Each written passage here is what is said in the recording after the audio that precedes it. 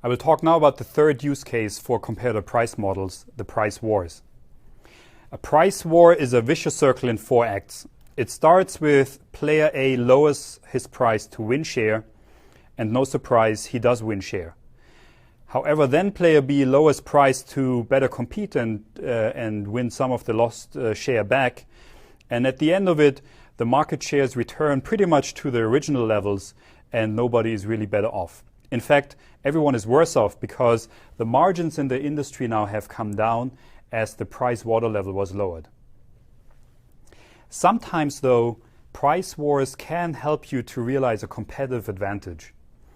And here's a good question for you. If you see yourself as a winner of a price war, would you end it early? There are typically a couple of goals with price wars, and they go back to 3 likely drivers. Often it's about winning share or weaken the competitors, and I would say this has to do with muscle flexing. The second case is where someone enters a new market, but their product is not really that convincing, so they have to lower the price in order to get into the value surplus area, and suddenly you broke off a price war. And sometimes companies are just very much in need for additional volume or for cash. So if you need to sell off your overstock to improve liquidity or to acquire more volume in the market to fill your factory capacity, these reeks a little bit of desperation. Oftentimes I get called to clients who say, we have a big price war in our hands, help us. But before you really go to war, I urge you to check what's really going on and what kind of response does this warrant. Here are a few examples of what I hear. The competition started lowering the prices. But is that actually so? It matters a lot who started it, because if your client started it first, then having a competitive response is actually just normal. Second scenario, the competition attacks our market share. And here you should look for, is this really a price war that is here to stay, or are there some temporary aspects to it? For example, the competitor might just have extra stock on hand or try to fill his factory temporarily. Thirdly, we are caught up in a big price war.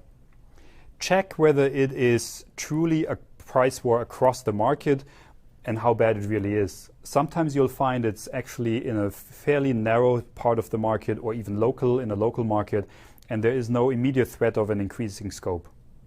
And lastly, there's a new player who prices very aggressively. And here again, check how much of the market is really affected. Sometimes you'll find it's a small part and there is a limited global threat. Once it's clear, though, that you're in a price war, what are you actually going to do? There are 2 types of responses you can choose: non-price moves and price moves. The first non-price move is not responding. Yes, that is actually an option. And it makes the most sense when your initial competitor price move was unintentional, or you believe it's temporary, or you think lowering the price as a response would just make things worse and lead to a total escalation. The second one is sending a message. And it's a message slash threat, because you basically tell the competitor, and you can do this even preemptively, to say, whatever you do, I will be able to match or undercut your prices. And therefore, what the market hears is, there's no point in lowering our prices to win share, because you will be following them. Now, be prepared, though, to follow through on this threat, because once you lose credibility in the market, it's clear that you're bluffing. The third non-price option is changing the value perception. And here you're trying to take the customer's attention away from a pure price point comparison and bring in value aspects of your offering. You would, for example, say, well, the competitor is able to lower their prices by so much because the product is really inferior. They're using not as good as materials, it's shoddily put together, it's not performing as well as ours. We, however, do much better on all of these things, and therefore we are allowed to have a premium.